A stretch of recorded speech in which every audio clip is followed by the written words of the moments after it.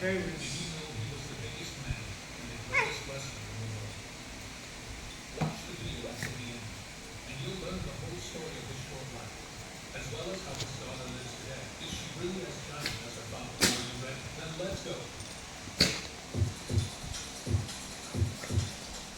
Andre Rene Rousimont was born on May 19, 1946, in the small French What are you town buying? of Flanders to Bulgarian coalition Hmm? just a year after the end of World War II. He was the third child in a large family and grew up on a farm with his two brothers, Antoine and Jacques, as well as his sisters. Helen and Morissette. Andre wasn't always an enormous height.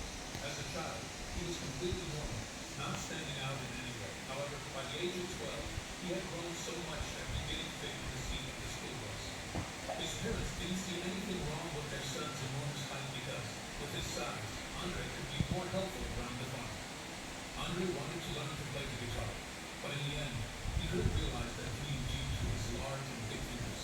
Andre was also not accepted into the French army due to the medical commission, which told him that he was too big and that they wouldn't find a suitable uniform for him. At 17, he already stood